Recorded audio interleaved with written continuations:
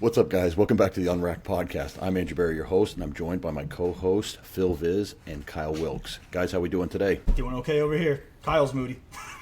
I'm doing well. Kyle's had some bad news today, but he's going to storm it out and help us swing this one through. Today we're going to talk about Reta, and unless you guys have been living under a rock, which in our community no one has, you've heard of GLP-1s. And when we talk about GLP-1s now, we're not just talking about compounds like semaglutide, which was the original one that hit the market, or tirzepatide, which was kind of a second generation compound that hit the market. We're going to be talking about Retatrutide, which in my opinion right now, it is probably the king because it's a triple action agonist. Okay? Let me show you a slide real quick.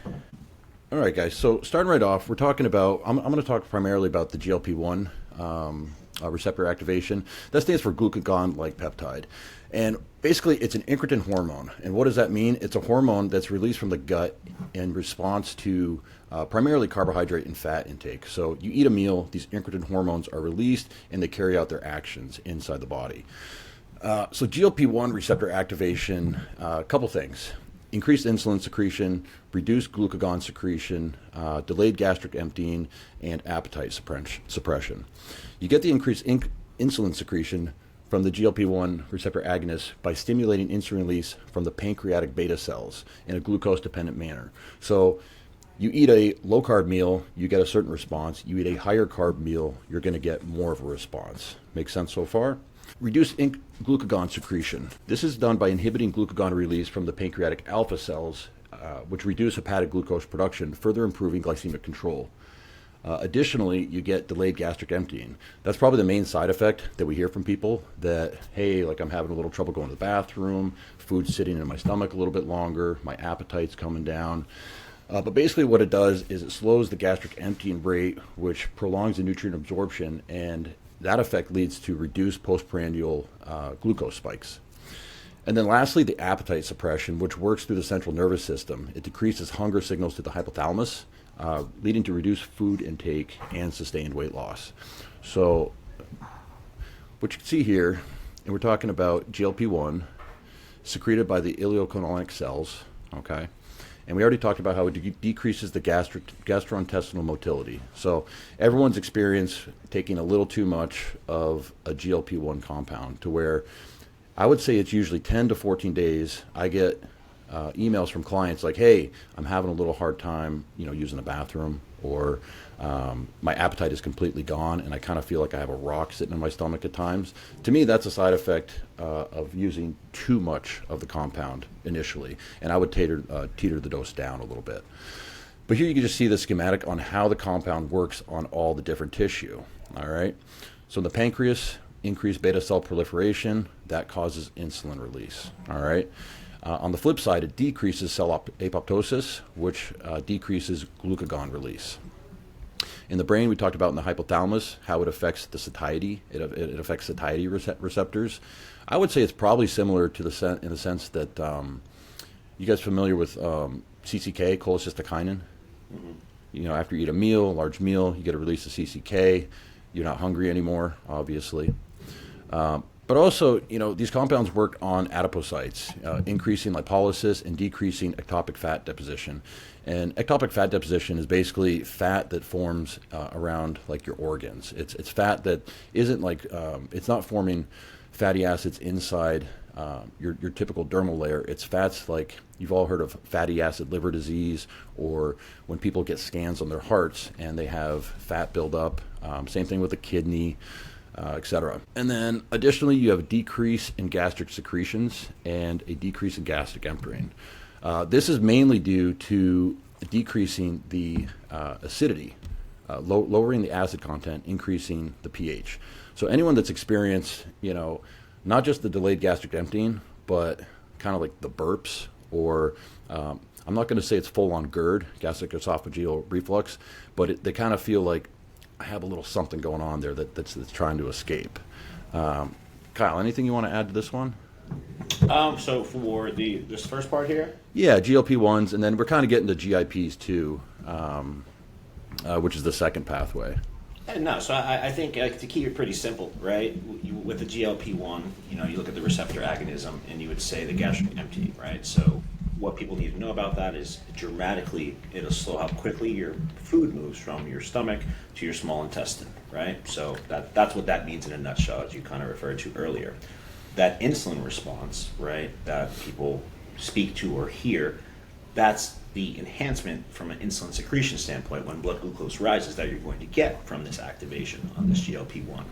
And then in terms of what I would say it would do, right, if someone were to ask me, okay, how do you summarize this part? Is the brain signaling standpoint, right, which I think we'll get to, or you showed a little bit of, where it just activates the satiety centers in the hypothalamus, right? So you feel full faster, you stay satisfied for hours. I think that's the big takeaway of the breakthrough that we saw in the medical community and why this has become useful in the health and wellness space. Sound about right? That makes sense. Absolutely. Yeah. So yeah, moving in, the most, I would say the most prevalent of the incretin hormones in response to a meal would be GLP-1, but and that's the main receptor pathway that a compound like semaglutide works, and then you have the second generation tirzepatide, which became popular, I would say, late 2023, all through 2024. That was kind of like the hot new compound that everybody was using. And it's kind of funny, I saw this term used. They refer to the GLP-GIP combination as twin cretins. Two incretins together, they're released together. But the idea is that activating both together could maximize the potential benefit of the incretins on body weight and glucose homeostasis compared to just either one of the incretins on their own. So the improved glycemia from the GLP-1 should further activate the insulinotropic response from GIP. Does that make sense? Okay. So, the only thing to add about that would be adipose tissue modulation. So unlike GLP-1, GIP has been shown to promote fat storage under certain conditions, but when they combined it with the GLP-1 receptor activation pathway, it enhances the lipolysis and metabolic efficiency, which is leading to that superior weight loss that we're seeing. So if you look at a lot of the research studies comparing, say, semaglutide to tirzepatide to eventually retatrutide, you'll see that, a base weight loss with sema, and then more weight loss in the same controlled studies with the tirzepatide, and then even more enhanced weight loss with the retatrutide. All right. I'm going to pull up one more slide here. This one gets a little hazy. Got a lot going on. All right. You guys see that one okay? Yeah, Sure. you can. Okay. Cool. Yeah, so this one shows all three pathways, GIP and GLP, primarily working in the same mechanisms, right? We've kind of already gone over how it decreases your appetite, it decreases your food reward systems, probably very similar in the same way that compounds that are used to decrease people's desire to do drugs. I can't remember the name of those class of drugs off the top of my head, but it kind of fills that void. Additionally, it provides some neuroprotection to the brain. I haven't gone into the research on that and exactly how it does it. I think I could postulate that it does it because when you are more when you're more insulin sensitive, your brain's protected, right? I mean, we've all read about how like Alzheimer's, for instance, is basically like a diabetes-like situation for the brain. There's some other benefits though too. It increases, decreases differentiation at the in the bone marrow, bone tissue. It increases differentiation of the osteoblast, but it decreases the osteoclast. Did I say that right? Let me look. Yes. Okay. And for the listeners, proliferation is division, differentiation is maturization. Very nice. Very good. And if my anatomy and physiology is still correct, osteoblast is the formation of newborn bone tissue. Osteoclast, I can't exactly remember, but they're different cells. One's for building, one's for breaking down. And I believe, if I have this nomenclature right, osteoblast building up, osteoclast tearing down. We talked about the gastric acid secretion. It decreases your acid production. And at the same time, if you're decreasing your acid production, you're also going to be decreasing the effect of your pancreas releasing digestive enzymes, which is another reason why we'll get into this in a minute, why I highly recommend supplementing with things like betaine hydrochloride with pepsin, as well as digestive enzymes to make sure you're fully digesting your meals. The flip side of that is you're pushing undigested food down the digestive pathway, which poor bacteria could be feeding off that, propagating, and then leading to things like SIBO or other bacterial diseases. Let's go over some stuff we haven't talked about. Because, Phil, you had a client that a friend that messaged you, I believe, I think, was it this compound or a different one that said that they really repaired their kidney? Or was this something else? No, that was SLU. Oh, okay. So, so that was a different compound. But as you can see, if you follow the pathway, it increases atrial natriuretic peptide, which is a cardiac hormone that regulates the saltwater balance. Basically, it promotes renal, sodium, and water excretion by stimulating vasodilation. So, expanding blood tissue, blood vessels, things travel more efficiently, which is also going to have a major effect on the heart. And as you can see here, cardioprotection, increased cardio output. And another side effect that we should note is, and I've seen this in clients, increased heart rate. Have you guys seen this in the past? Typically with a higher insulin spike, with a higher carbohydrate intake, you can get that, just due to blood pressure elevations and things like that. But not chronically. I wouldn't say it happens often. I wouldn't say it happens to any significant extent. A lot of people just aren't paying attention to their biofeedback in that manner, right? So unless it's somebody who's like really experienced and really paying attention to themselves, or like a hypochondriac, they're probably not going to notice, 10, 15 extra beats per minute, Mm-hmm. Yeah, that's a good point. I mean, quick story. I've had, when the semaglutide first came out, I had a client that was on it, not on my direction, but prescribed by an HRT clinic that she was working with. And I was actually dead set against it. I didn't know anything about them. This is going back 3 or 4 years ago. And to me, it's like, well, we've gotten you in shape before without these. Why do we need to add something into the mix? Let's just work a little harder, But anyway, they convinced her to go on them, and on semaglutide. And then we were using, let's say, 25 mics of T3 and probably a low dose of clenbuterol, all right? And she presented into the emergency room because her heart rate was going out of control. And I'm looking at her, all of her previous preps and all the data that we had, and I'm like, this isn't a crazy amount of anything else that we're taking. The only X factor in here is the semaglutide. And sure enough, we pulled it out, and within 2 weeks, her heart rate was completely back to normal with stims, with thyroid. So I just think it's important to point out that when you're taking any of the GLP compounds, you should be checking your heart rate regularly. And I think we all ask our clients to check their blood pressure somewhat regularly, your pulse. I know Justin Mahaley's big on having people check their body temperature every day. Other variables, blood sugar, that's an important one we should all be checking regularly. What else? All right, so then this Retatrutide activates not only the GLP and the GIP pathways, but also the glucagon pathway. As you can see here, it also works on the brain to decrease your appetite, but it works on the liver to increase gluconeogenesis and lipolysis. Phil, what is gluconeogenesis?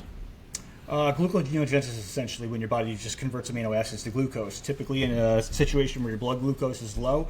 Some people do it at a higher rate than others. I found like faster metabolisms tend to do it at a higher rate because we run off of faster fuel sources.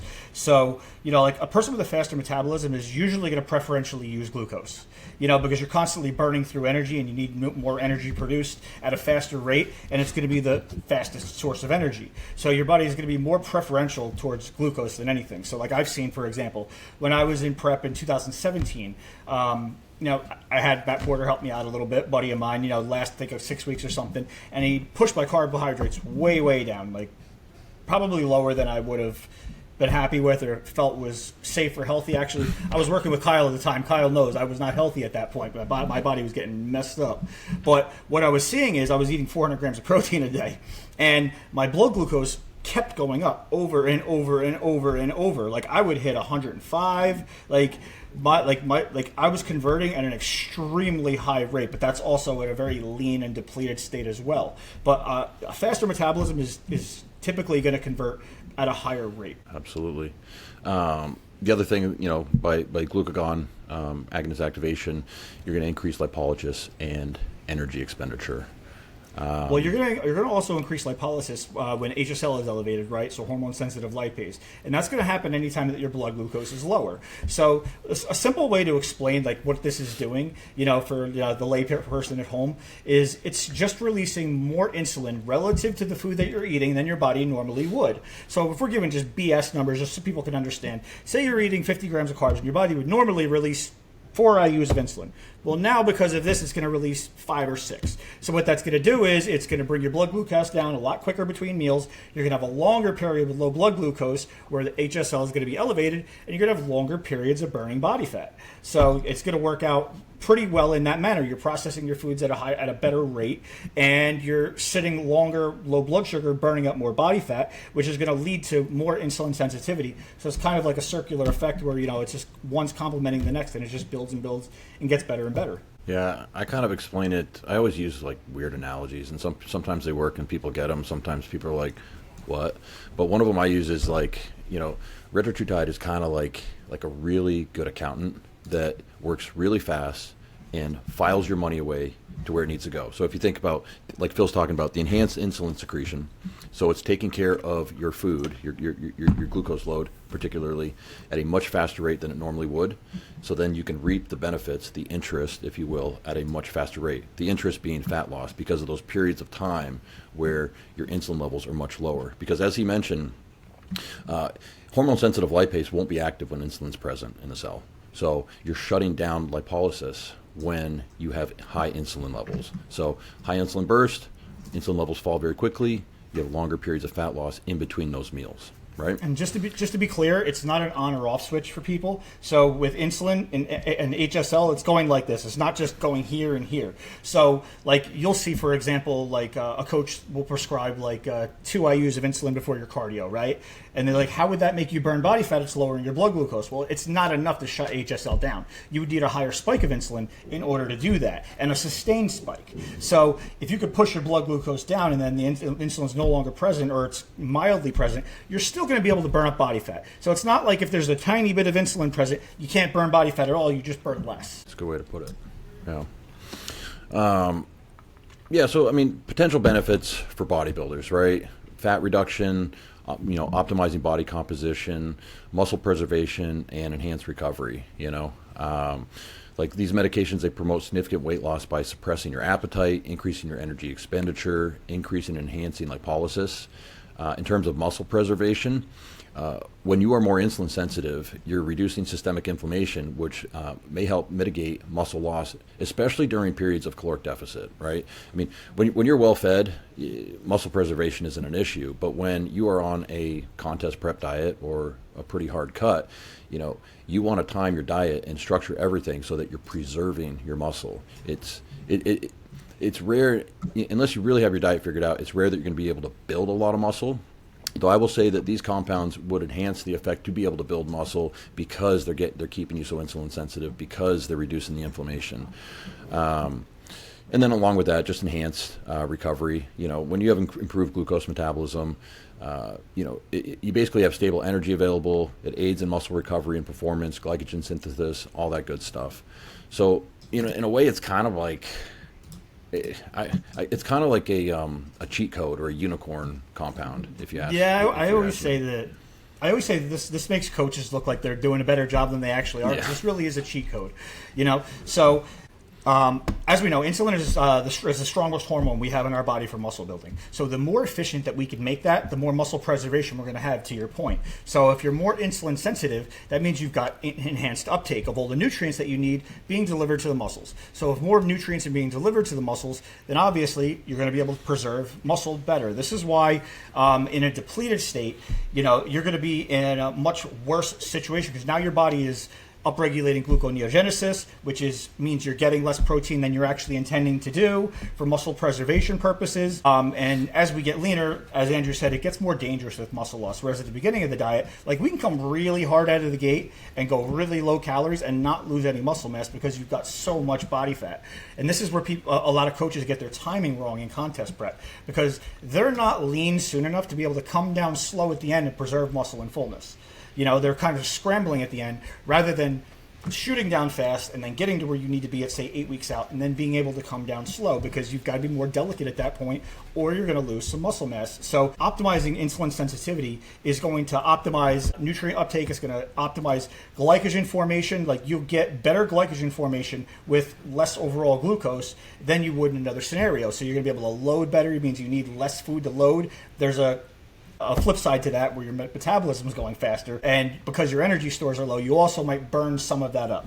But theoretically, if we didn't think about that, you would uptake glucose better and fill out on less carbohydrates. Kyle, what do you see on side effects with your athletes that are using it, or yourself if you've used it? Well, I can speak from personal experience, right? Let's say start slow, start low, go slow in terms of dosing, right? I think, the first time I attempted to use it, I always look at myself as a guinea pig, and I'm not going to ever advise someone to take something that I didn't use or I can't speak to. So aside from the research aspect, it's more of, okay, let's see what this is about, right? Let's see if the hype lives up to the hype. And the first time I took it, 2 milligrams. That's what I read. I was suggested to take. Took the 2 milligrams. Anyone that knows me knows I love to fucking eat. I can eat. And I couldn't. I was having a really hard time. So the reality was I didn't even want to have a protein shake. Not that I really like protein shakes to begin with, but it was to that magnitude to where I just didn't care to eat. And it wasn't because I was stressed or had shit going on. I just had there was nothing in my brain signaling to say, Kyle, it's time to eat.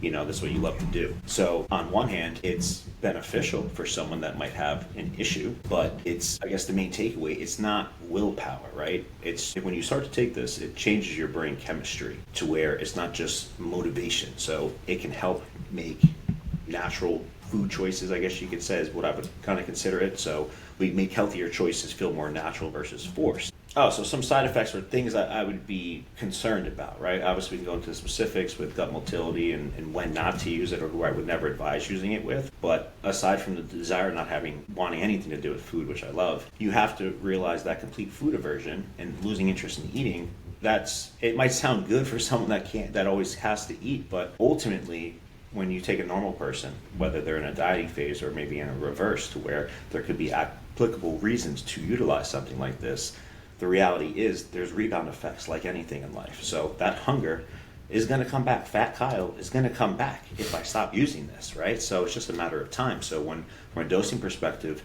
I always have clients look at like GLP-1 plotter. It shows you, depending on what GLP you're using, whether it be like Wegovy, Trizepatide, or Retatrutide that we're speaking to, it shows you over time how it compounds, right? So I always advise microdosing it. I know, Phil, I think you do 2 or 3 times per week or something like that. But the suggestion of just 2 milligrams at once, just like when you go to a doctor in a perfect clinic, they'll prescribe testosterone. They'll say 1 shot a week is fine, or even 1 shot a month. We know that doesn't make much sense. It's just because obviously the patient's not going to come in the office every single day. And at the end of the day, we're not supposed to be doing this stuff at home. Not that we do, right? Of course so. Not.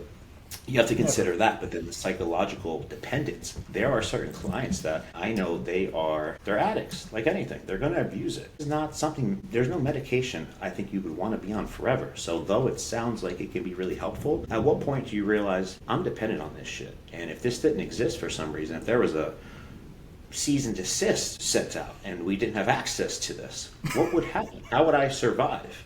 That's the reality, right? So why put yourself in that position? So again, if you're using something, use it for the right reasons. Know there's an end to it. If you just take it and you're like, oh, life is great, eventually life is not going to be so great. Just like you can't stay stage lean as much as Andrew when you were peeled, Phil when you were peeled, you enjoyed being peeled. Not that you really enjoyed it, but it's cool. And then it's not cool anymore. And then your body starts to shut down. You realize this is fucking awful. And, this is not how I want to live life. So I think the main side effect to consider is psychologically, at what point do you realize I didn't teach myself anything? Now, if you take it for long enough, it will rewire things. You can learn better habits. But for that person that is addicted to stuff, you are not going to come off willingly, put it that way. And I know that for a fact because I see people who said, oh, I'm just putting it in the final 8 weeks and then I don't need it anymore. I just want to get peeled.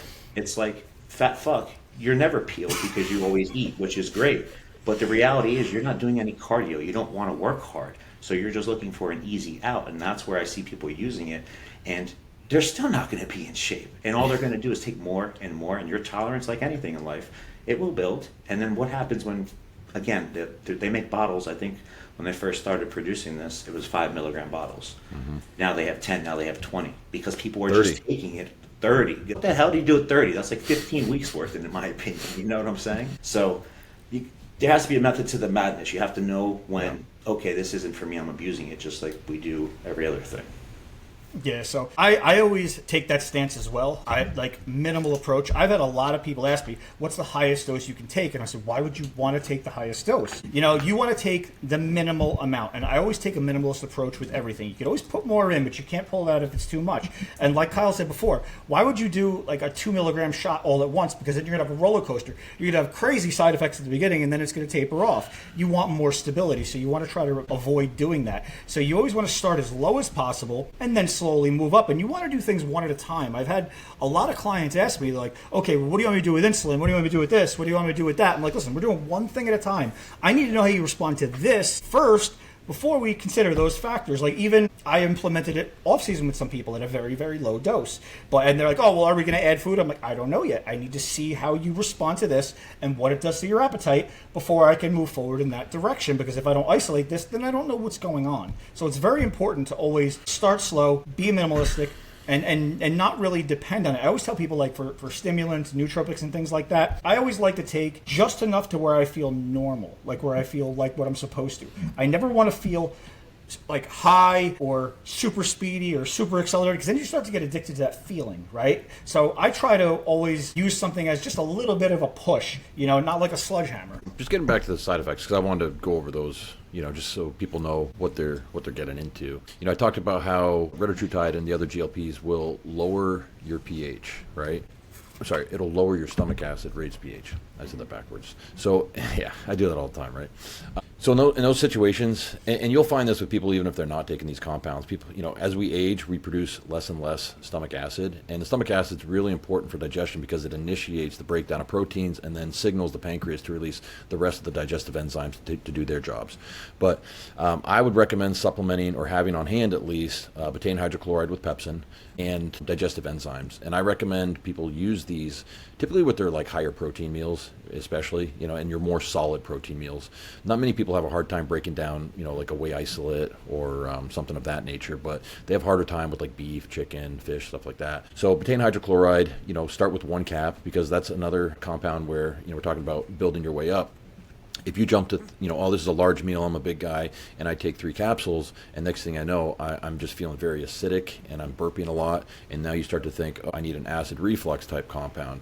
No. Start low, take 1 serving of each mid-meal, and it's very important to take it mid-meal because you want to encourage normal stomach acid release and normal digestive enzyme release, and you just want to supplement to make sure you're fully digesting the meal. Additionally, to help with the gastric motility, I recommend using something like magnesium citrate, somewhere in the 300 to 600 milligram. It's a prokinetic. It helps speed up gastric emptying. And I recommend people take this at night before bed so they can have a bowel movement 8 to 10 hours later. In some cases, with some clients, I'll have them do 2 doses, like a 300 with meal 1, 300 with their last meal as well. You know, nausea, that's another side effect that people get sometimes. With that one, you know, there's a lot of different compounds, but I do recommend using ginger. I've had a lot of success with ginger with people, whether just natural right out of the can, ginger capsules, ginger tea, that works really well. And then lastly, what was the other one I had in my mind? Ginger also works for motion sickness. Yes, it does. Yes, it does. Now, we talked about an off-season application, which we'll talk a little bit more in a second because Phil's got some good stuff. But for guys that are trying to push food, they're trying to use Reta, for all the benefits we've already talked about, appetite suppression is a real thing. If you're a super heavyweight guy, we've all been super heavyweights. We all know what it's like to eat 6,500 calories a day. And for anyone out there that says like, oh, I know this guy eats 9,000 calories a day, bullshit. There's just no way. Unless you're eating straight, you know, Crisco out of the can, there's just no way. Like 6,500 calories on a large super heavyweight bodybuilder is a lot of freaking food, okay? You're eating chicken, rice, beef, etc. But anyway, I use a compound called cyproheptadine to help increase appetite. It's an antihistamine that they prescribe primarily to cyproheptadine. I believe that it's Cipla, under the trade name. I can link it in here. But you can get it at some of your favorite online pharmacies. But it has no other side effects, but it's an antihistamine that helps increase your appetite. They prescribe it to children that are underweight that they need to foster an appetite out of. I find it very helpful with some of my guys, and I've used it myself over the years. All right, so let's talk about dosing, because I know people they're gonna cut to this part and they want to know just how much can I take, and maybe they'll go back and listen to the science of it. Kyle, where do you start people at typically? So if someone's... where we'll start, and just to also tie in the side effects from it, right, that are become dose dependent, and it's individual. There's a lot Very of good. TikTokers now I'm seeing mention how much Retta can they take. They do these experiments to where then they get the TikTokologists.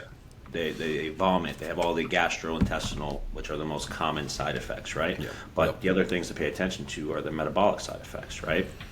The hypoglycemia, dehydration, electrolyte imbalances if you're fucking shitting yourself or if you're Dehydration. not shitting, right? So that becomes a real important thing. From a dose standpoint, I believe, like I said, I microdose things. So I would start at 360 micrograms. That puts you around 2 milligrams for the week, 2.1 to be exact, if you were taking that measure, right? For most people, 1.5. Depends, again, why are you putting it in, number one. Generally, why I'm going to use it is not to necessarily amplify the way someone's body is working. It's more so, okay, I'm going to get two-phase approach here. One, I'm going to be able to reap that benefit, but usually it comes with the managing the cravings, the appetite. They have a hard time dieting. My experience with them, they can't stick to a plan, the prepping, things like that, right? Otherwise, I would start with the GLP-1, which we can get to down the road. But dosing, 1.5 to 2 milligrams to start. Again, what I notice a lot of people are doing, they'll take it night 1, night 2, night 3. Again, it compounds, as I mentioned, over time, versus someone that just takes the 2 milligrams like I did the first time. Yeah, that's going to hit you like a ton of bricks, but now I can't eat. So what is that really doing? As we all know, if we're trying to preserve muscle, we're trying to grow, food is the most important supplement there is. Water and food, I'd say, are number 1 and 2. So start there. As far as every 2 weeks, could you up it by half a milligram, something like that? Yes, in practical application, I think medical professionals with Wegovy, which is like Ozempic, they'll start at the 2 milligrams once a week. They'll slowly titrate up by half a milligram to a milligram every 2 weeks, capping out at some point between 6 and 8 max. Now, again, do I think someone needs that much? Absolutely not. Now, again, each his own. I see people using 10 at once. Doesn't make much sense to me. And then they'll be offsetting with other things, taking MK to be able to eat more.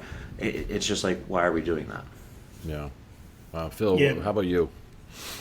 So I don't like high doses with anything, especially something like this, especially something that I have this severe of an impact, like Kyle said. So like for my off-season guys right now, I have them doing 500 twice a week, and that's what I'm doing. Even my guys in prep or my guys that are dieting, I have 3 times a week, 1.5 milligrams, because I don't feel like you need a lot. I feel like it works very well because I already began using it myself. So, I've noticed certain things, like you guys see me sitting here drinking water and licking my teeth because my mouth's dry. It's giving me cotton mouth. So it can cause some level of dehydration, as we discussed. It has mild diuretic effect and whatnot, and it affects how your electrolytes are processed in levels. You're going to have more shuttling of intracellular electrolytes, which is going to pull all that water in. So it can make you feel dehydrated, give you cotton mouth. Some people are going to be more sensitive than others. I tend to be hyper responsive to any drugs that I take, so it's going to affect me a little bit more. But I'm going to take a minimalist approach. I don't want to go too high, and we can always move it up, but we can't back it down. So I don't want to have those crazy effects. Now, we got some horror stories. I don't know if you guys got them, but I sent you the 2 horror stories that were sent to me. One guy did 10 milligrams in a shot by mistake, and another guy did 15 milligrams in a shot by mistake. I think the first guy thought it was a bottle of peptides, and the second guy thought that it was generic GH. I don't know how you mix those things up, but in both instances, they couldn't eat, they couldn't drink water. They couldn't intake anything at all for days and days and days. I think the guy did 15 milligrams, lost like 15 pounds in like 5 or 6 days or something like that. And even 2 weeks later, those side effects are still lingering in him, because it takes a long time. Its half-life is 6 days. So if you take 15 milligrams, well, you're still at 7.5 a week later, which is still a very high dose. So you've got to be careful with dosing these things.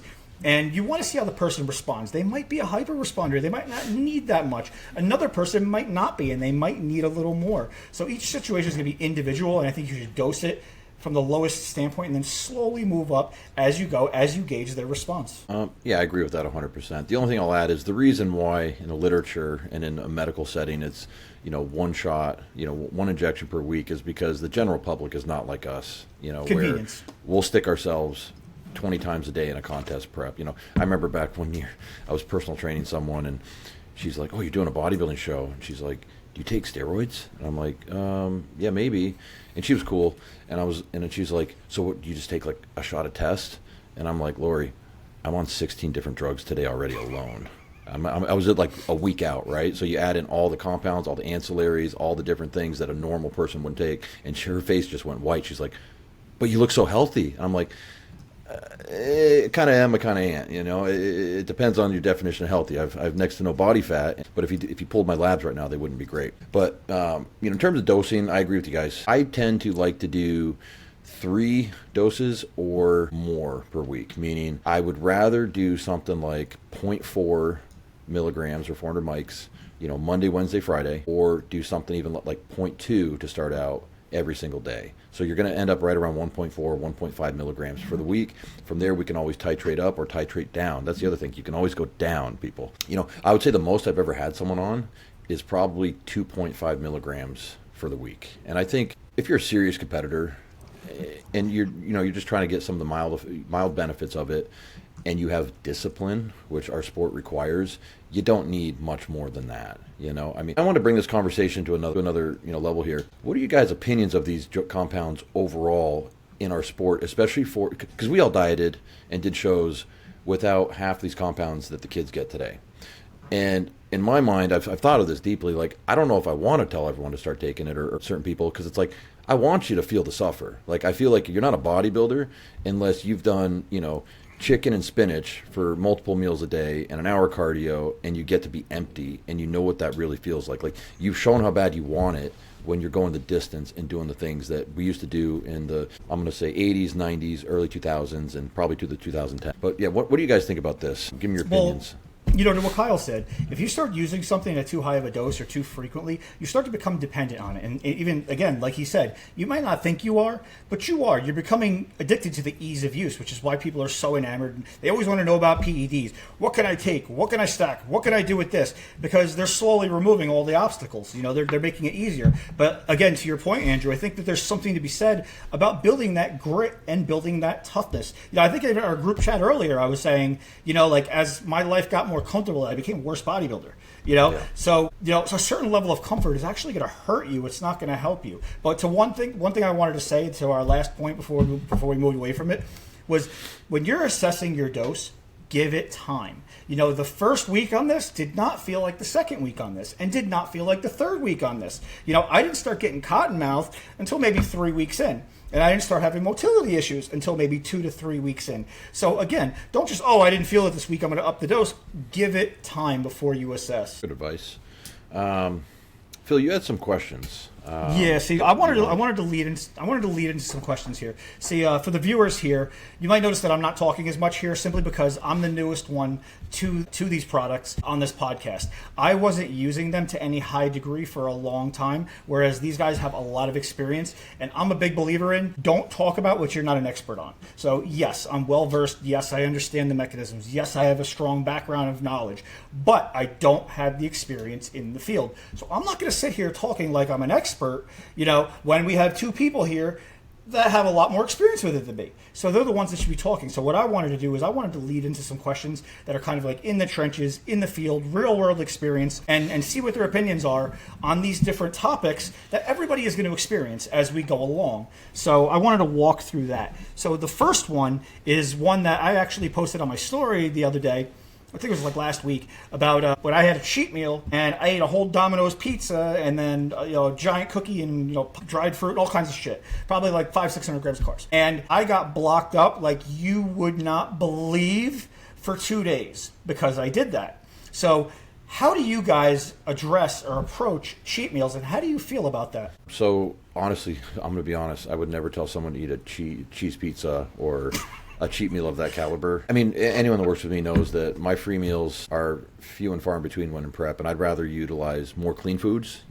I might say, okay, like for me, it's like if let's say someone's on a base 300 gram carb day and we're bumping it up to 800, I want them to use mostly the same foods they're using, which to me is going to have it's going to have as much of a satisfying effect as eating junk food, because they're going to keep their appetite going, they're going to get a metabolism boost, and they're going to feel their digestion's not going to get so bogged down. So regardless of using Reta or not, like a free meal for me would be, at dirtiest would be probably like a burger and fries, probably with no cheese. So you give limitations. Yeah, I always give limitations, unless it's just like a freak who I know can process anything. But primarily it's like sushi or something that has like cleaner aspects in it, but adds like avocado or some sauces that they don't normally get to experience. To me, and as an athlete, that would always be satisfying to me. I would never run and jump for Domino's or wings or stuff like that, because I just know I wouldn't feel good on that regardless of using Reta or not. You know? Did you have any clients go overboard on a cheat and then like report it to you and what do I do?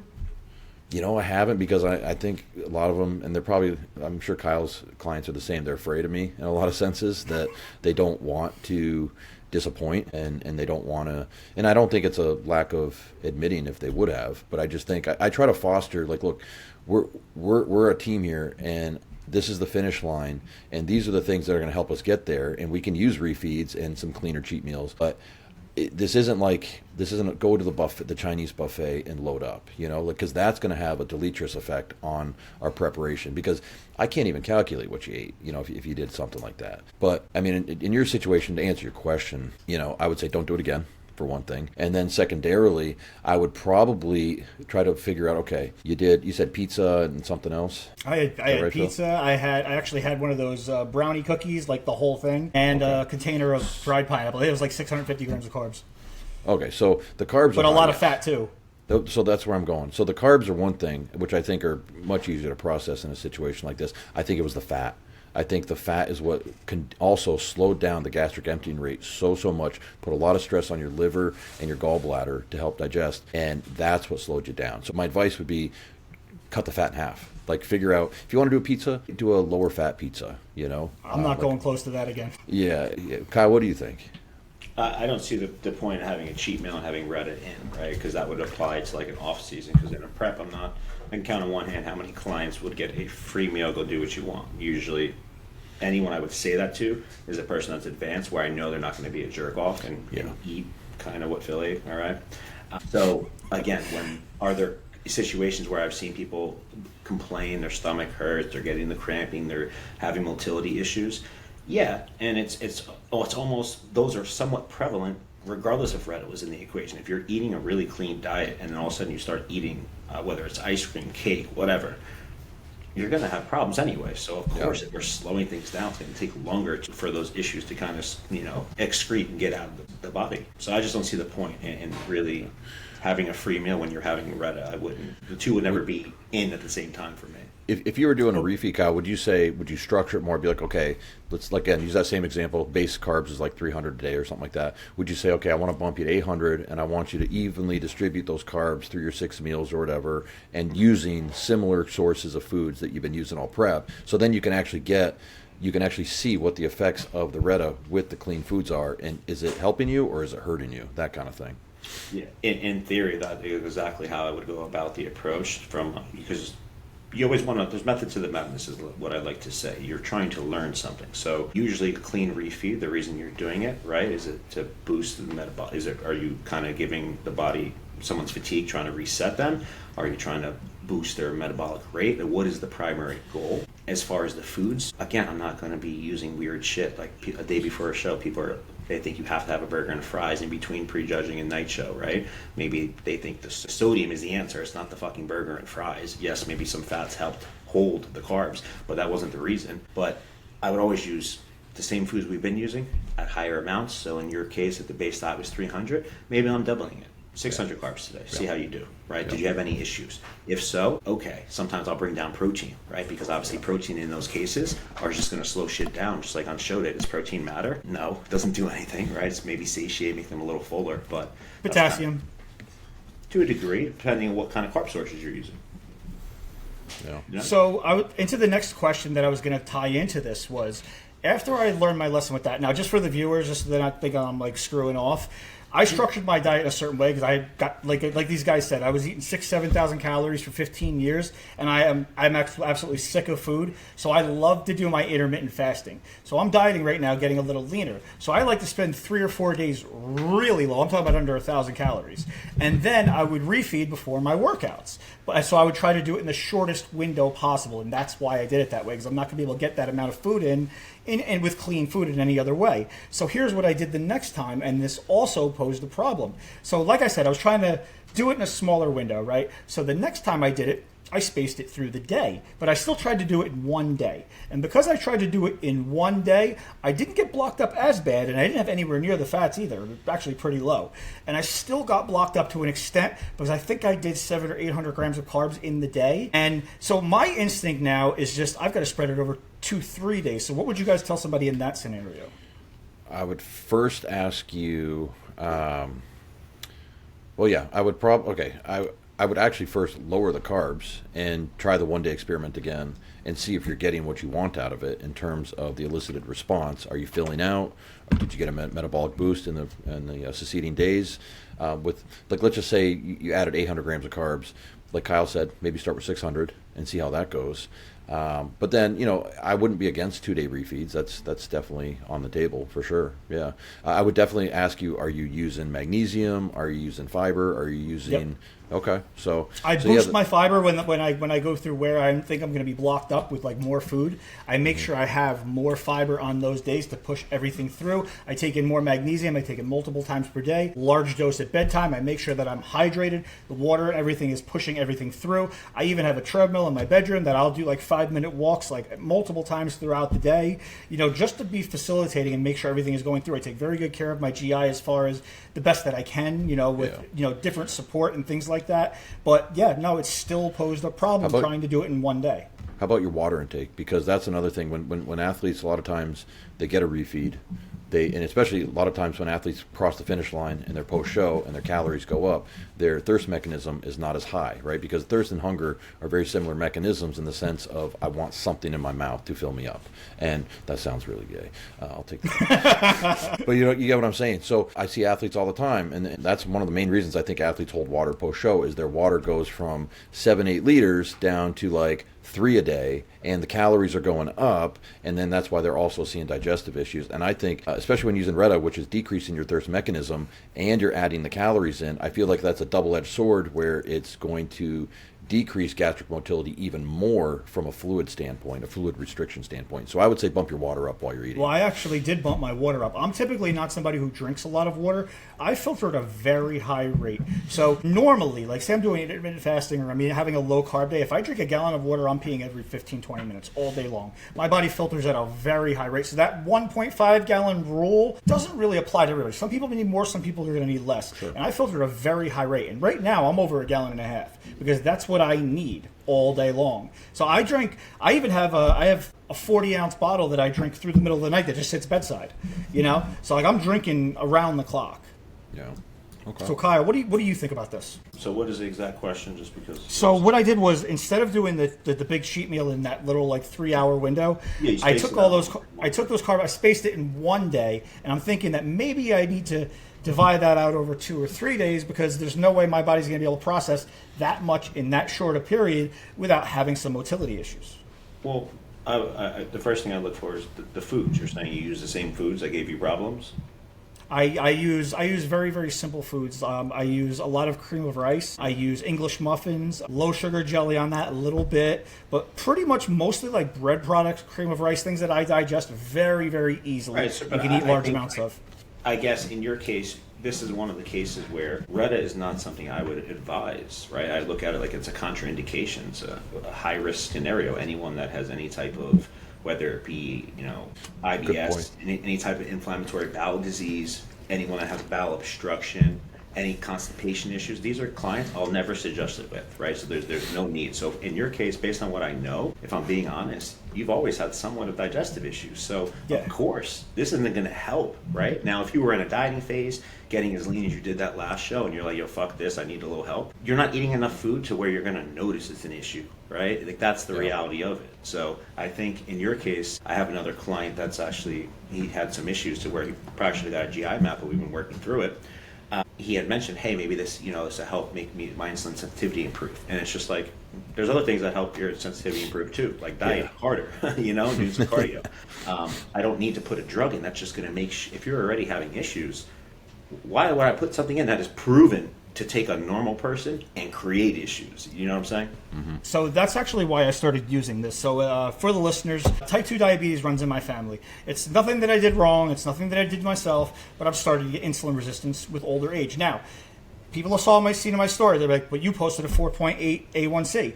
That's because I manage it. Just because your A1C is in range does not mean that you're not type 2 diabetic. It just means that you're managing it and you're not going to get all the health defects that come with high blood sugar. The health issues don't come from the type 2. They come from the result of the type 2. So if you control everything and keep your blood glucose in range, you know you're good. But what I know of myself is if I have like a 200 gram carb meal, my blood glucose can hit 240, 250, 260. A normal person's body cannot do that, won't do that. So the fact that my body can do that shows that I have some level of insulin resistance. Now, my fast metabolism helps with that. And what I was doing before the Reta is I was just taking a little bit of insulin with some of my meals, just like what the Reta would do. So I figured the Reta will do this for me. If I can minimize the dose, I can minimize the GI issues, and I could really take advantage of that. And so what I've seen is on days that I'm fasting and I'm on Reta, my blood sugar all day is sitting 67, 69, 71, like low as can be, which means I'm burning up body fat all day long as an energy source. So, it is working in the sense that it's assisting me with my issues. But again, with the motility thing, maybe I just have to rework the diet and stay a little bit more consistent rather than the roller coasters of going real, real low and then trying to go real, real high. Yeah, I think that's the only solution for you. Otherwise, just use insulin, as a load. Yeah. I agree. Okay, so now, next question is, what do you guys think about, now Kyle already alluded to this, so what do you guys think about using it bulking? On one hand, it's going to help us utilize food better. It's going to help us stay leaner. It's going to make us more insulin sensitive. So it's going to give us a better overall response. The flip side is it's going to crush our appetite. So what are we doing there? And the motility with a higher food. Yeah, so here's where I see this drug has the best application. It's not contest prep. It's not deep off-season. It's post-show. When athletes need a little blunting of, we'll call it the food noise, they haven't been exposed to choices like they have all during their contest prep. We're creatures of habit. Coaches, we write foods that work. Chicken and rice works, steak and sweet potato work, vegetables work, cream of rice works. So they're very easy variables for us to manipulate, and we know the nutrient content. We can up or down, titrate up or down as we need. So post-show, I tend to sometimes give people a little more leeway in their carb choices, for instance. Like if they want to add an English muffin in versus having cream of rice, then we might do something like that. So my point is, I see this as a way to kind of stop loss the conditioning that we built through the prep and to prolong the insulin sensitivity, prolong the conditioning. Because in my mind, the longer I can keep you post-show, appetite high, insulin sensitive, and motivated, you're going to be a much better athlete next time you get on stage. And if people want to talk about having a great, post-show rebound, this is what I'm talking about. It's not seeing food and eating it. It's not getting as big as you possibly can by gorging yourself with food like we used to do 20 years ago. Those days are gone, and we know so much better now. So I do see applications for it deep in the off season. If you have an athlete or a guy who's like a true endomorph who tends to have poor insulin sensitivity in general. But again, it might be a background compound, meaning the most I'll do with them is like 0.2 milligrams 4 to 6 days a week. I'm not trying to blunt his appetite. I'm just trying to get a little bit of the insulin sensitizing effects. And that's what I've been doing. No I've been doing that with my guys that I have bulking. Is I have very, very low dose, kind of just like a little bit of background noise, a little bit of assistance, because I have some guys that tend to, like, if I'm approaching that line, if I'm not over that line with calories, they're not growing. And if I go over that line with calories, they start accumulating body fat. So there's like a really, really small window of where we can be and, how accurate our clients all the time to really get them growing. So I figured if this helps me keep them a little bit leaner and processes their foods a little bit better, then I'll be able to feed them the amount of food that they need and get the right result. Now, you can control body fat through other means, but we're giving this one a shot and seeing how well it works. Yeah. Anything to add, Kyle? No, I think you hit the nail on the head of when it should be used. I think in a reverse, that would be the most ideal circumstance, is when sometimes I'll start it, or if it's in the very end of prep, I obviously am going to continue it in, because anyone who's actually really prepped, which becomes lower and lower because people do shows, but they don't do shows without every drug under the sun. That post-show rebound is fucking tough. Like you get one cookie, that turns to a lot. Okay, I can't stop. I just want more. That sugar craving, right? So being able to shut that off, I think from a stress response modification, when you're utilizing this, you have reduced cortisol reactivity to food restriction, right? Because the person isn't as hungry anymore. So now they don't feel as restricted versus sometimes I always tell people, let's just say their show is, this weekend, July 13th, if that's a Saturday. I think it is, maybe not. But anyway, July 13th, let's say it's a weekend. I will tell them, hey, your contest prep is not over for at least 2 to 4 weeks. Don't plan anything, fucking vacations or something like that, because you're going to be noticing that post-show, especially depending on how hard we're dieting, it's almost harder than those final Way weeks, harder. right? So it's like your cravings going to be through the fucking roof. So they get stressed because they're like, oh my God, it's so hard. I didn't believe you. And I'm like, yeah, I know, it's really tough. So I think when we can improve that stress tolerance during both the weight loss phase, right, for prepping, and then in that post-show, they're not rebounding as much, that's really helpful so that you're reducing someone's anxiety, right? It's less the food-related anxiety, I'll call it. So I think anything that's going to help mood stability is beneficial. And in this case, that's an application of why I would use it. But again, in the off season, most people that I work with, especially younger individuals, they either need more time growing and being patient and consistent, which people can't be consistent anymore, right? Or they simply are not eating enough. Most people aren't eating enough. They're like, oh, I need to grind my chicken in a shake and drink it. Just eat the fucking food, right? I don't understand. So that's the difference, right? So putting it in off season, I think there are better things you could use if you were trying to manage appetite or you're trying to keep them more insulin sensitive. Restructure the plan, put some cardio in. I know people don't like to do fucking cardio, right? But it's good for you. And eventually when you're older, you'll realize your heart sucks because you didn't do any cardio all your life, right? So I have a feeling that me and Kyle's post-show plan looks almost identical. It's like just a continuation of the prep with like minor titrating down of the cardio over time. And when I say time, it could be over 8 weeks. For and sure. even then, we're still leaving a baseline of cardio in the off season for the heart benefits, for the vascular benefits, all that's the brain benefits, everything. But yeah, Phil, what else you got? So I just wanted to say for the listeners, actually, Andrew has done some pretty impressive things on the Rebound as well. We've watched what he's done with Nate Spear numerous times. And I remember Andrew saying, like, the key factor was that he can control his appetite. He can control his hunger. He doesn't care if he's hungry. He just kept doing it. And that's what really, led to those results. So, like, as you guys said, the appetite suppression can be really beneficial there. So now, and as Andrew said earlier, for off-season, you would stick this more with like an endomorph, right? Somebody who's more prone to gaining body fat. And the reason why I selected this and felt that it would work is because it attacks multiple angles to where they don't typically respond the best or the way we would want them to for somebody in a bulk. So it addresses numerous things that I feel can help. It's going to, keep their meals from compounding. So their HSL is going to stay elevated. So they're going to be burning body fat longer periods throughout the day. They're going to have a better insulin response. They're going to have a better response to food and things like that. It's going to improve their sensitivity. So all of these things that endomorphs typically will struggle with, this in one shot covers them all, as long as we don't have motility issues. So that's something that I'm going to be keeping my eyes open for. Is this affecting their appetite? Is this affecting their motility? If it is, we got to pull it. If it's not, then we keep going. And it's not a situation where I'm going to say, okay, well, let's add more. No, I'm going to add food and then see how the off-season goes and probably not go very high at all because I don't think that it's going to be necessary. But again, it's going to be situational. So now we talked about the bulk. I want to go the other way. What do you guys, since it reduces appetite, how do you guys feel about intermittent fasting? Do you apply it with like lifestyle clients or people that are, at different points or whatever? But do you feel like it's beneficial with intermittent fasting?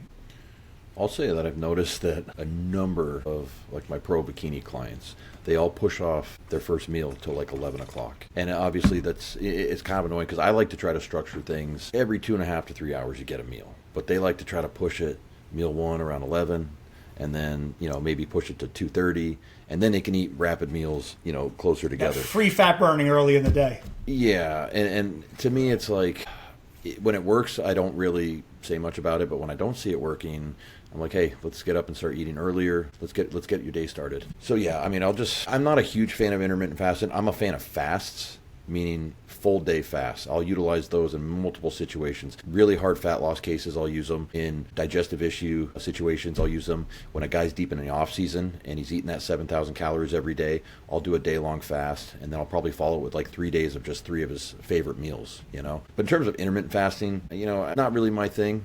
Kyle, what do you think? Intermittent fasting more so just for lifestyle people, potentially, right? You're trying to teach a new habit and routine and mindset too. So maybe on the weekends, hey, usually you have a free-for-all overall, and you've been good Monday to Friday, here's your first meal, and here's the macros for it. Maybe some bone broth in the morning, and then at 4 p.m. you can have a meal, keep it in these parameters, and kind of go from there. The fasting, just to your point, there's a plethora of benefits from it. Okay, other than just trying to make weight, there's actually fat loss. There's different metabolic pathways we can push things down by just setting up diets that way. So I recently just used one on a client that nearly won the overall at Universe. So it works in fat loss phases for sure. But yeah, that's kind of my take on it. Again, I don't see there's synergy between intermittent fasting and the Reta per se. It's just more why I would use it as appetite. It was just the appetite assistance that makes it easier. Well, again, I do it longer, yeah. But again, I don't use Reta as a crutch. I use it when if someone has over 300 grams of carbs on their training day. What the fuck am I putting this shit in? Yeah, I'm with Kyle on that. And that's where I was going in the last segment when I was like, how do you guys actually feel about this compound in our sport? When we grew up, having those diets, chicken, rice, veggies, chicken, rice, veggies, and sometimes chicken, veggies, the Kevin Levrone, I ate fish and spinach 6 meals a day and I slept on the floor, I'm not saying you got to be a nut like that, but I do think what separates true bodybuilders from everybody else, and I'm talking about the other divisions as well as the general public, is willing to do those crazy things with your diet, with your lifestyle to get the win, or at least to get yourself so at the end of the day or the end of the prep, I did everything I possibly could to get in the craziest condition I could. And what I'm saying is I feel like compounds like this, while they have benefits and they're beneficial, they weaken the sport and they allow people with a weaker mindset to just jump into our sport and maybe reap rewards that aren't really theirs. And I'll leave it at that. 100%. And it's going to make things harder long term. Right. With their focus once again on the short term outcome. Using Reta, it will work short term. What happens after? It's no different from somebody that's taking a lot of T3. There's coaches in the past that used to promote the hell out of T3, use it as a fat burner. You got to come off that, and then what happens? Right? You see the balloon 50, 60 pounds heavier. I don't know what happened. Well, they make excuses. A lot happened, actually. So I think Reta, while being beneficial, 100% weakens the sport. I think the sport's weaker with social media around anyway. You have the people at the top of the top. We have more eyes on them, which is great throughout the contest season. But there are so many people that only compete because of social media. And if you strip social media, if you said, hey, you can't make any posts that have anything to do with your physique, anything to do with weight training, no one would fucking compete. It would be lame. Right? That's the reality. So we have everyone that wants to be an influencer. Not many want to do the work. They want the easy route. And again, there's genetic anomalies. They can eat McDonald's all day. They don't need cardio. They don't need a lot of T3. Cool. They are anomalies. They're the LeBron James of the sport. Martin Fitzwater, he can eat a fuck ton of food, gets away with minimal cardio, and he does very well. But he is one of a fucking million. Not many people can do that, and he'll tell you that himself. That's not anything he's shy of or not willing to admit. Obviously, he can eat more food. Does he need Reta? No. What the fuck? Right? So I think Reta it's going to make more people believe they should compete because now, I'm not as hungry, I could deal with it. Well, you're still a pussy. That's the reality of it. You're still soft. You don't know what it takes. You're not willing to put in the work. You don't want to do the cardio. So you're still going to suck. So yes, you could take your Reta. You can step on stage. Do you ever get better? This is what's going on right now with the whole, science-based community. I call them TikTokologists. All these young kids trying to promote like these special exercise. What they're trying to do is make the process easier. They're trying to find some hacks so they don't have to do hard shit, and they're trying to just make it easier. And it's slowly lowering the bar as far as like intensity and things like that. And what they don't realize is like the effort is where this is going to come from. The effort in the gym. I don't care how well you stabilize things. I saw a video earlier like two kids holding this one kid's arm while the other kid's doing a fly on the pec deck with his elbow. And it's just like, what the hell are you doing? They're just trying to make this easier. And it's a lazy man's way out. Now, to be clear, I'm not big on intermittent fasting.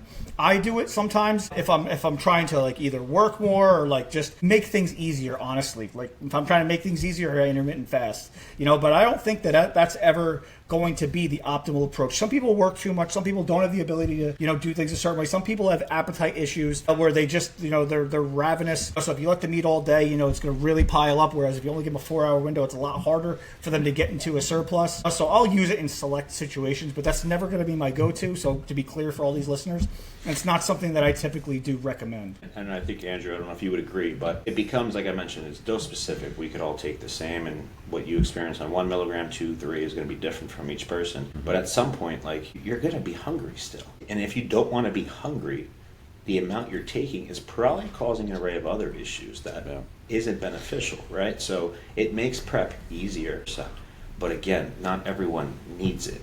And that's the main thing. I think a lot of people think it's cool to take because it's a short-term thing. But again, it's not so short-term because you have to come off it. And just like if you were dieting for a show, you have to reverse. And if you don't reverse, you go right back to where you were, sometimes worse.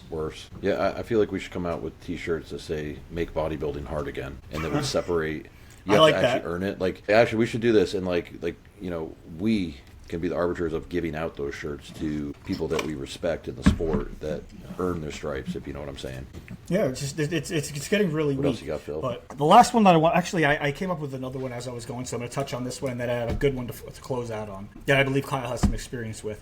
So I was going to say, are there any mechanisms or certain circumstances, Kyle already touched on this, where you wouldn't want to use it? So as Kyle said, people with digestive issues, motility issues, probably wouldn't want to opt for this, depending on the severity, depending on how well you can control it. Now, for the listeners, I'm very experienced. Am I cutting out? Hold on. Okay, so what I was asking is, are there certain circumstances Kyle touched on before where you wouldn't want to use this specifically? He talked about people who have motility issues and things like that, and I wanted to reiterate for everybody, the fact that I have GI issues, I also, am hypervigilant on my biofeedback. I understand what's going on more, so I can read my body and kind of correct it and fix it and learn as I go, whereas people that are not as well versed as me are not going to be able to do and handle the things that I can do in real time. So even though I know I have GI issues, I know that I can figure out ways to fix it and handle it. And by learning how to solve those problems, it gives me more information moving forward should I encounter that with anybody in the future. So no, I don't recommend you do this on your own without expert assistance. If you have GI issues, probably not a product that you want to use. I'm doing it because I know that I can handle it and I can manage it. And as you guys have seen earlier in the podcast, I still made some mistakes, but I'm learning as I'm going, and I'm constantly, being adaptive and figuring out how to handle those scenarios. But aside from that, are there other ailments or health issues or medications that you might not want to be doing this with? Shoot, man. Insulin mimetics, GDAs? Yeah, here's the thing, because a lot of people will be utilizing these and using like metformin, glucophage, other stuff like that. I've seen it work positively. I haven't seen negatives yet, but there could be some negative side effects, in utilizing these things. I did, here's a quick one. I got a guy's labs back, and he was using Reta for his show, and he got absolutely mind-boggling peeled. And we got his labs back post-show, and his blood sugar was like 110, and his insulin was like 40. So then I'm like, this doesn't make sense. You're on the Reta, it's not like you can do that much damage in 2 days to completely, destroy your, and his, dehydration? His A1C was high. So this wasn't just a one-time thing. This was, okay. So then we look into his labs deeper, and it turns out he has long COVID. And he had just forgotten about it and prepped right through it. So despite having ridiculous high insulin levels, ridiculous high blood sugar, we got him crazy peeled with the use of Reta. Now, I gave him some contacts to call some experts on long COVID, but it's kind of an aside, I guess, that my point was saying that was that sometimes the body's physiological effects overcome the benefits that this compound can give. Because when I saw his insulin, my eyes basically jumped out of the head. Because when I'm looking at people's insulin that's on insulin levels and blood sugar, they're 78, 72, and their insulin levels are like 1.2 to like 3.4, somewhere in that range, right where you want them. So that was a real eye opener for me. But as far as other compounds, obviously diuretics, but you could say that diuretics with any type of any regimen, or even without any other drugs in the system, when you're depleting water, obviously. But the A1C point kind of negates that. Excuse me? The A1C point being high kind of negates the possibility that it was diuretic related. Oh, 100,000%. Yeah, we're talking, these labs were done 3 weeks after a show. So, yeah, absolutely. That was just kind of an aside that I was just trying to point out, that even utilizing a moderate dose of Retatrutide, his body was still, due to the effects of long COVID, were affecting his insulinogenic effects on his body, basically. What would you think if somebody's, like, for example, this has a mild diuretic effect. What if somebody has blood pressure issues and they're prescribed like a diazide or a hydrochlorothiazide? Now, do you think that would have compounding and conflicting effects? Maybe dehydration, cramping, mineral imbalances, things like that? Anything's possible, but yeah, absolutely. Kyle, what do you think?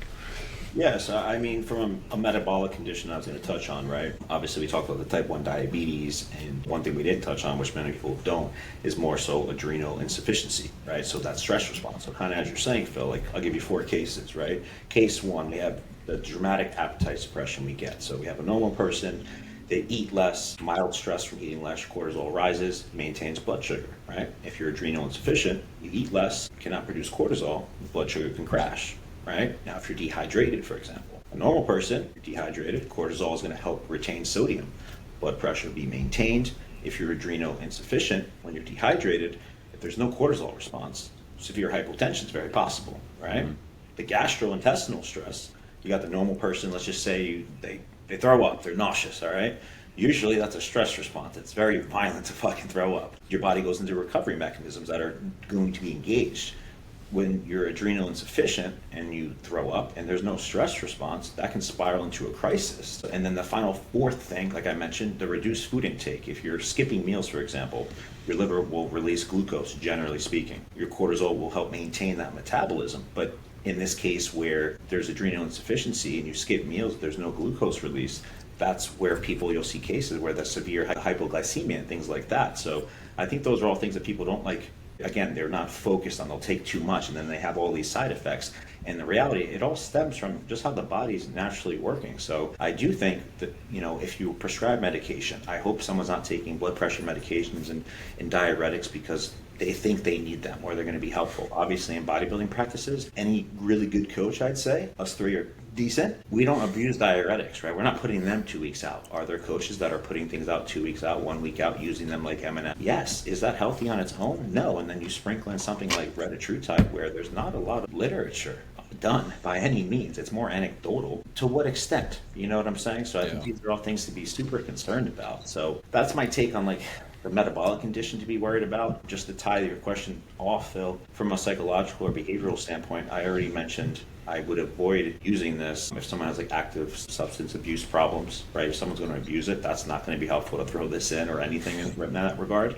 But if they have a history of eating disorders, even if they're recovered, this is something that might not open the right windows, let's just say, right?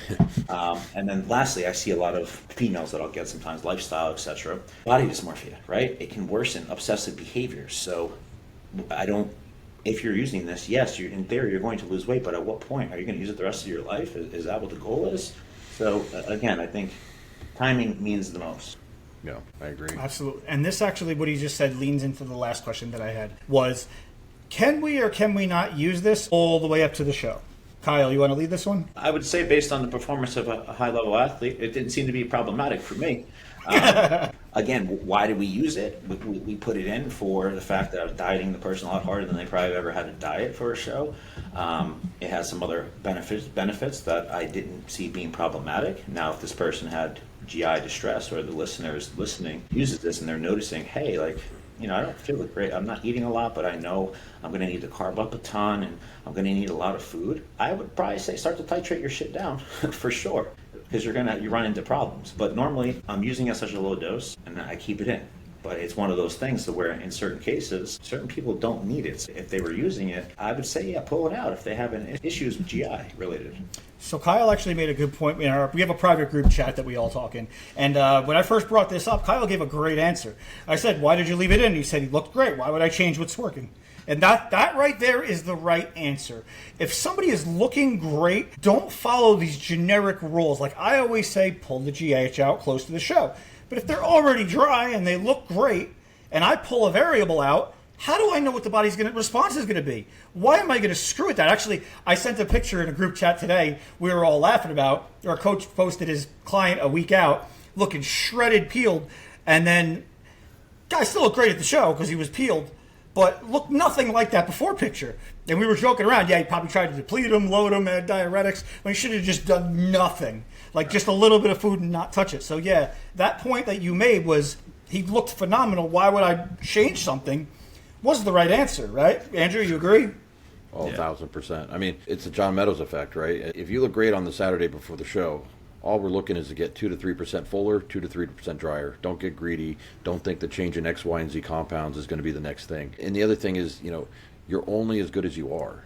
I think in our imaginations as athletes, I should say, not as coaches. As coaches, you can read feedback well, but as an athlete, it's okay to dream a little bit, but don't get out of your skis and think that you're going to start looking like Nick Walker, or you're going to start looking like, Hottie or one of the other Olympians with some drug manipulations. In about a week out is what you should be looking like the day of the show, just a little bit drier. That is the number one thing that we hear is, just wait till I carb up. I've got news for you guys. If you measured your arm flat and then measured your arm filled out, you might get an eighth of an inch. You don't change much dimensionally. We see more separation. We see more hardness. We see more details and things like that. But you're not going to watch your muscles expand. It's not going to happen. So if you think that's what's going to happen, just wait till I carb up. When I was real young, I used to say dumb shit like that. And it was just never, it just doesn't happen. So like you said, people have this misconception of what peaking is. And peaking is just trying to be just a little bit better. I always say, I want to see a client get off of their cardio in the morning because we're dry, you just sweat. I'll say today, don't drink water the last 30 minutes of your cardio because I want to see what you look like dry. They'll get off of there, they'll look vascular, they'll look dry. I want to see you looking like you can get on stage in that moment. If not, you're not ready yet. And if you are, well, then we're not going to be doing a whole lot from that point, because that's how you end up screwing things up. Absolutely. No. So guys, I think we covered Retatrutide pretty well comprehensively. Listeners, if you like this episode, please let us know with a comment, subscribe. I'm going to ask every one of our listeners, when you see us post it, please repost it so your friends can see it. We want to grow our audience. We want to grow our base of people that we're sharing knowledge with. Again, between the three of us, we have between 45 or 50 years of coaching people, thousands of athletes, and we do have a lot to share with you guys. So thanks for tagging along. We are Unwracked. Boom.